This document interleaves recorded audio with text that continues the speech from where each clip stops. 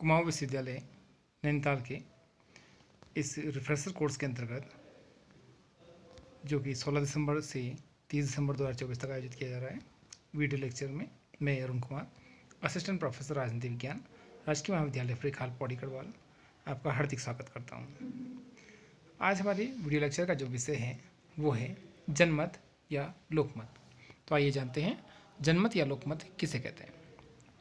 लोकमत या जनमत ऐसी शक्ति का नाम है जिसमें किसी एक व्यक्ति या वर्ग विशेष के हितों का ध्यान न रखकर संपूर्ण समाज के हितों को ध्यान में रखा जाता है।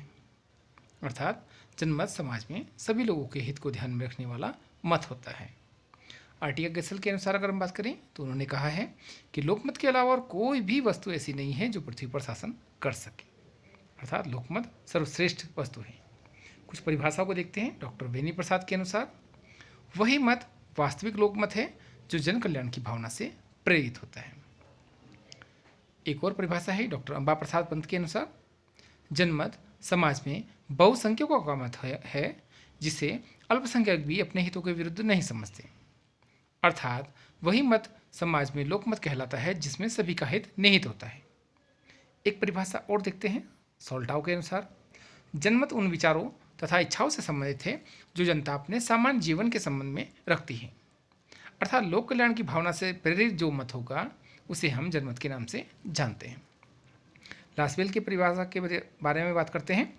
लासवेल के अनुसार या लावेल के अनुसार जनमत के लिए केवल बहुमत का होना अनिवार्य ही पर्याप्त नहीं है बल्कि एक मत होना आवश्यक है। आप लोग समझ सकते हैं कि लोकमत में सभी लोग जब अपना मत लोक कल्याण की भावना से प्रेरित होकर डालते हैं तो उसे हम लोकमत कहते हैं। लोकमत निर्माण के जो प्रमुख साधन हैं आइए उसके बारे में बात करते हैं।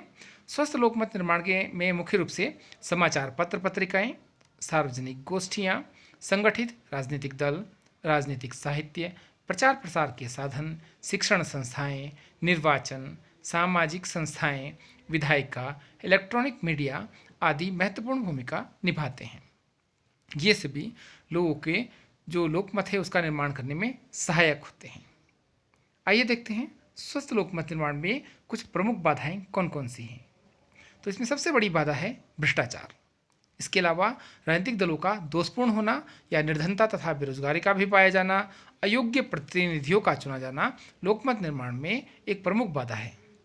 शिक्षित जागरूक मध्यम वर्ग का अभाव होना, पक्षपातपूर्ण समाचार पत्र या मीडिया का भी पाया जाना, राजनीतिक उदासीनता या राजनीति में असहभागिता दिखाना, इसके अलावा सांप्रदायिकता, क्षेत्रवाद, भाषावाद, राजनीतिक असहभागिता, राजनीतिक जागरूकता का अभाव, राजनीति का अपराधीकरण, इसके अलावा जो विभिन्न प्रकार की अन्य समस्याएं हैं वो सभी स्वस्थ लोकमत के निर्माण में बाधक होती हैं। आइए स्वस्थ लोकमत निर्माण के लिए आवश्यक परिस्थितियां कौन कौन सी हैं उसके बारे में बात करते हैं।